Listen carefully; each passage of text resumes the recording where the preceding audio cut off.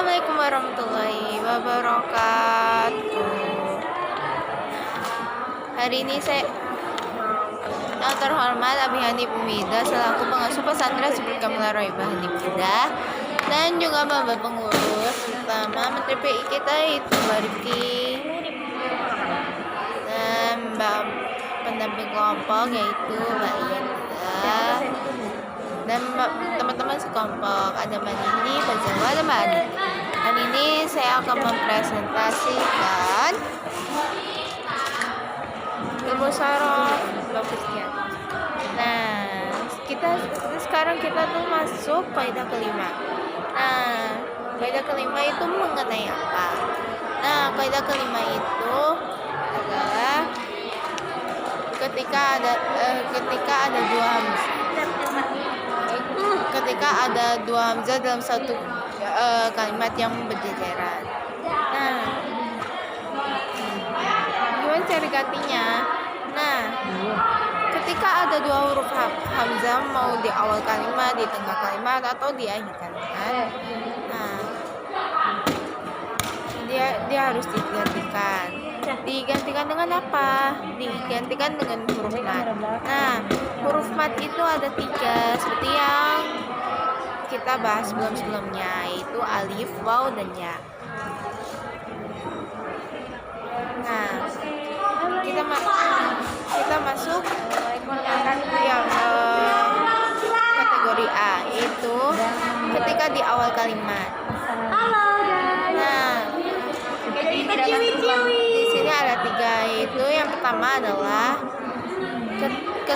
ketika diganti jadi alif. Nah, dia akan diganti jadi alif ketika hamzah yang pertama berharokat fathah. Nah, syarat awal kalimat tadi, ketika hamzah yang pertama itu berharokat dan hamzah yang kedua itu sukun atau mati. Nah, ketika hamzah yang pertama berharokat fathah, dia diganti menjadi haruf. Contohnya akhiru. Nah, ketika hamzah yang pertama itu merupakan kasroh, maka hamzah yang kedua itu diganti menjadi ya. Contohnya adalah itami. Dan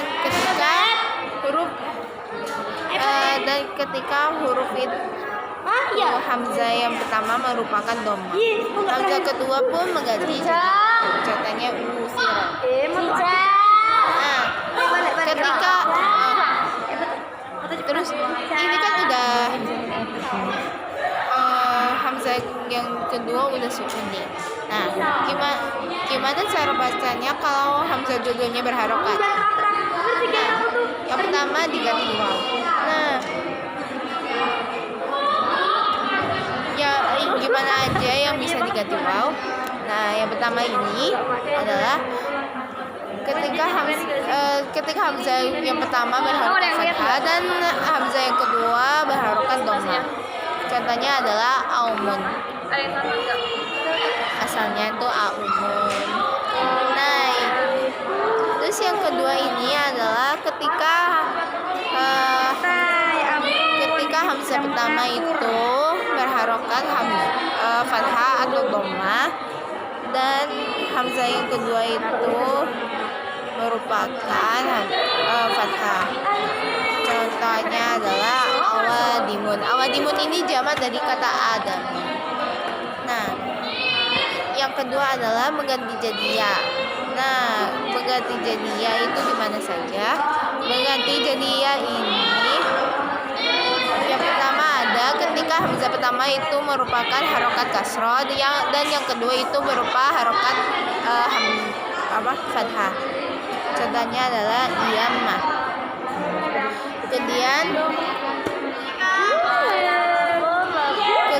ketika harokat pertama itu merupakan fathah, kasroh atau dhamma dan hamzah kedua itu merupakan kasroh. Nah, contohnya adalah ini ada 3. Ketika menjadi fathah, fathahnya adalah ain. Sedangkan yang kasroh uin. Dan domah ayim. Dan yang terakhir adalah ketika kedua hamzah itu di akhir kalimat. Nah, ketika di akhir kalimat kita harus gimana? Nah, hamzah kedua ketika di akhir kalimat hamzah yang keduanya itu diganti jadi ya. Contohnya adalah jain. Asalnya itu ja'in. Nah, hikmah yang saya dapatkan hari ini adalah belajar tentang dua hamzah sebagaimana yang sudah dipelajari di dalam kitab yang kemarinnya, yaitu kitab Qiraat atau Qiraat Sab'ah. Nah, sekian dari saya, kurang lebihnya mohon maaf. Saya bisa tambah enggak? Sekian dari saya, kurang lebihnya mohon maaf.